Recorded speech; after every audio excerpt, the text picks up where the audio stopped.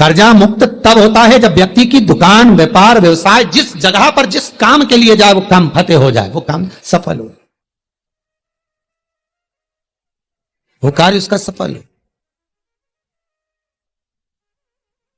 आप जिस कार्य के लिए जा रहे हो वो कार्य आपका सफल हो तो लक्ष्मी घर में आए तो कर चुके, मालूम पड़े इससे लिया उसको दे दिया, उससे लिया उसको दे दिया, तो ये कर्जा चुकाना नहीं हुआ।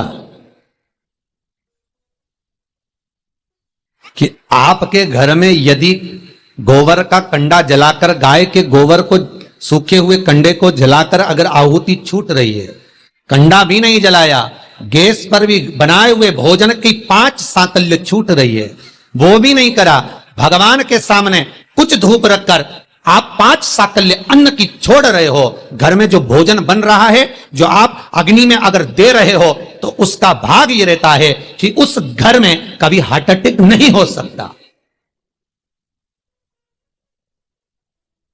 यजुर्वेद कहता है, हमारे शास्त्र कहते हैं, स्कंद पुराण, शिव महापुराण की कथा कहती है, अग्नि पुराण कहती है कि अग्नि की 7 जिह्वा में से एक जिह्वा ऐसी है जो रोग को हर लेती है, भारी जो बीमारी है वो उसका हरण कर ले। बस आज के समय में लोग ये कलर बेकार ना हो जाए, जो सीलिंग लगाई है वो बेकार ना हो जाए, इसका कलर खराब ना हो जाए, सोफे का कवर खराब ना हो जाए, कहीं ये धुआं ना लग जाए, इतनी आंखों में चुभेगा। अरे भाई, या तो उसे बचा लो या स्वयं को बचा लो, या तो स्वयं को बचाओ या फिर घर परिवार में जो रौनक है, डेंटिंग पेंटिंग है, उसको बचा लो।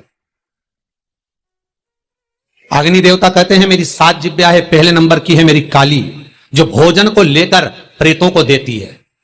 हम जब आहुति छोड़ते हैं यज्ञ में, हमने जो आहुति प्रदान करी वो 7 भाग में बट गई, और उसका फल क्या क्या है ये अग्नि पुराण कह रही है, उसका फल क्या क्या है ये स्कंद पुराण कह रही है, उसका फल क्या क्या है ये शिव महापुराण कह रही है। हमने जब आहुति दी, बस हमने हाथ में लेकर स्वाहा बोला, और बोलते से उस आहुति के 7 भाग हो गए महाराज। भले हमने वो इंद्र को दियो, ओम इंद्राय स्वाहा, ओम प्रजापते स्वाहा, ओम अग्नि स्वाहा, भले हमने एक देवता का नाम लेकर दिया पर उसके 7 टुकड़े हो गए। पहला 7 जिह्वा अलग अलग भाग को अलग अलग जगह पहुंचा रही है। पहले नंबर पर अग्निदेव की जिह्वा का नाम है काली, वो काली जो भोजन देती है वो प्रेतों को देती है महाराज। दूसरे नंबर पर है कराली। कराली भोजन को लेकर जो कुंवारी अवस्था में मर जाते हैं, अधोगति में शांत हो जाते हैं, कराली अग्निदेव की दूसरी जिह्वा भाग उनको प्रदान करती है। तीसरे नंबर पर मनोजवा, भोजन लेकर पितरों को देती है। अग्निदेव की तीसरी जिह्वा मनोजवा, कि भोजन का भाग लेकर पितरों को प्रदान कर रही है। चौथी सुलोहिता, ये भोजन लेकर वासुकों को दे रही है महाराज। 5वीं ध्रुमवर्णी, ये भोजन लेकर देवताओं को प्रदान करती है। 6ठी स्फुलिंगी, ये अग्नि की वो जिह्वा है स्फुलिंगी कि घर के अंदर धूप जो छूटती है, अग्नि जो साकल्य भोजन आदि हम घर के अंदर देते हैं, ये स्फुलिंगी एक जिह्वा अग्नि देवता की ऐसी है जो घर में से रोग को हटा। फिर निवेदन करूंगा, हार्ट अटैक की बीमारी को हटाना है तो घर में 7, 5, 3, 2, 1 तुम्हारी मर्जी पड़े उतने जो घर में भोजन बने वो अग्नि देवता को जिमाना है। थोड़ा सा धुआं जरूर होगा, धूप लगेगी तो धुआं तो होगा, पर बड़ी बीमारी घर में प्रवेश नहीं करती। क्यों? अग्निदेव की 6ठी जिह्वा स्फुलिंगी रोग, बड़े से बड़े रोग को, यहां तक शास्त्र, आप पहले का इतिहास उठाकर देखिए, पहले के समय में अटैक की बीमारी नहीं होती थी, हार्ट अटैक नहीं होता था, शुगर नहीं होती थी, ये ब्लड प्रेशर नहीं होता था। आज के समय में सारी बीमारियां हो गई। क्यों? क्योंकि घर तो बड़ा बन गया, बंगला भी बड़ा बन गया, ऐश्वर्य राम की वस्तुएं भी बहुत हो गई, पर घर में जो प्रतिदिन 5 आहुतियां पूर्व के समय के लोग दिया करते थे, घर में 5 आहुतियां जो चूल्हे में छूटती थी वो आहुतियां बंद हो गई। उसका स्मरण फिर प्रारंभ हो, जगत का फिर कल्याण। हमारे धर्म, हमारे शास्त्र जो वर्णन करते आए हैं वो गलत नहीं है। पहले के समय में यज्ञ अनुष्ठान कितने होते थे, आज के जमाने में काम, लोभ, विषय, आसक्तियां ज्यादा हो गए।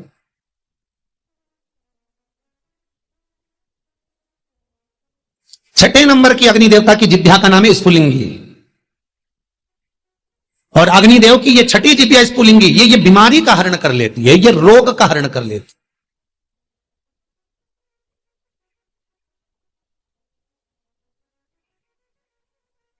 क्यों भैया? वो दिल्ली का हॉस्पिटल जहां पर महामृत्युंजय मंत्र पर रिसर्च चल रहा है, वेंटिलेटर पर पड़े हुए 10 व्यक्ति के घर वालों को बुलाकर कहा गया कि इन 10 का संकल्प छोड़ो महामृत्युंजय पाठ का। उसके पास में जो 10 वेंटिलेटर पर पड़े उनके लिए कोई महामृत्युंजय नहीं। देखा यह जा रहा है कि इन 10 पर महामृत्युंजय के अनुष्ठान का कितना फल मिल रहा है, और जो 10 वेंटिलेटर पर पड़े हैं उसका क्या फल है। वहां के डॉक्टरों जब रिसर्च करते हैं, अखबारों में भी आया, फेसबुक यूट्यूब पर भी डला हुआ है, जब उन्होंने हॉस्पिटल का नाम तक डला हुआ है, जब अखबारों में आया, देखो असर क्या देखने को मिला। जो वेंटिलेटर पर 10 पड़े थे उनके स्वस्थ होने की सीमा कम थी, पर जिनके लिए महामृत्युंजय का अनुष्ठान ब्राह्मण कर रहे थे साकल्य दे देकर, उसका भाग यह था कि धीरे धीरे उनकी अवस्था सुधरती चली। फिर निवेदन करूंगा, अकाल मृत्यु वो मरे जो काम करे चंडाल का, काल उसका क्या बिगाड़े जो भक्त हो महाकाल का। आपकी चित्त वृत्ति में अगर शिव है, आपकी चित्त वृत्ति में अगर शंकर है, आपके मन में अगर शंकर समाया हुआ है, बाल बाग का नहीं हो सकता। अग्नि देवता की 6 नंबर की जिब्या है स्फुलिंगी, जो रोग को, बीमारी को समाप्त कर देती। यज्ञ अनुष्ठान से, आहुतियों से रोग बीमारी समाप्त होती, समाप्त। 7वें नंबर की अग्निदेव की जिब्या है विश्व रुचि। विश्व रुचि जो दरिद्रता को दूर भगाती है, लक्ष्मी का प्रवेश कराती है। जिसके घर में अग्नि के ऊपर साकल्य दी जाती है, भोजन दिया जाता है, हम तो यहां तक कहते हैं कि आप कंडा भी मत जलाओ, आप गैस जलाते हो तो गैस पर ही थोड़ा सा कुछ छोड़ दो। अग्नि तो है ना, किसी रूप में भी है तो अग्नि, आप उस पर ही छोड़ो।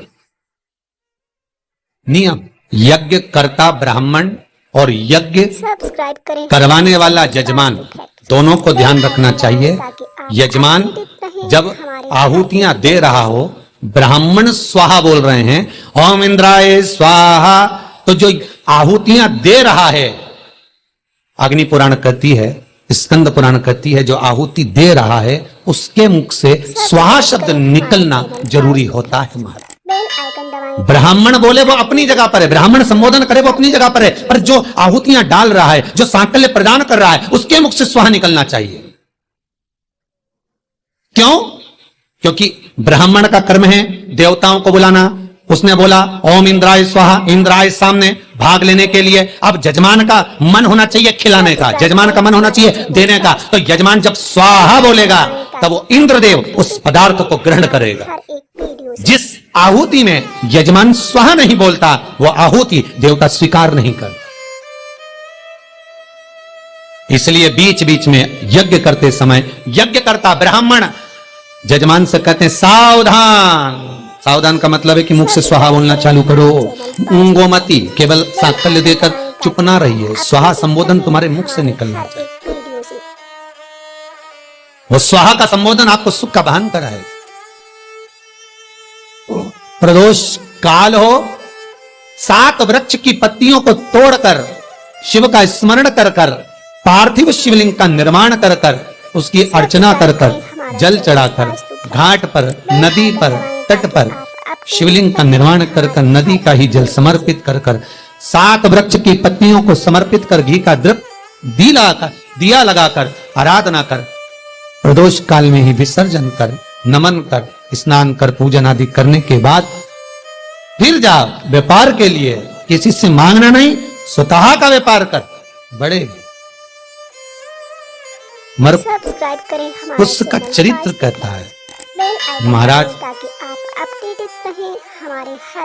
प्रदोष का पुण्य, प्रदोष का स्मरण, प्रदोष का शिव अर्चना, प्रदोष की करी हुई आराधना, प्रदोष काल में प्रदोष के दिन करा हुआ पार्थिव शिवलिंग का निर्माण, पूजन कर्जे से मुक्त कर सब्सक्राइब करें हमारा चैनल वास्तु फैक्ट। कर्जा मुक्त कब होगा? आप अपडेटेड रहें। दूसरे से कर लेकर होगा क्या? नहीं, दूसरे से कर लेकर करा तो फिर कर हो गया, वो तो फिर कर्जा हो गया। श्री शिवाय नमस्तुभ्यं। श्री शिवाय नमस्तुभ्यं। श्री शिवाय नमस्तुभ्यं।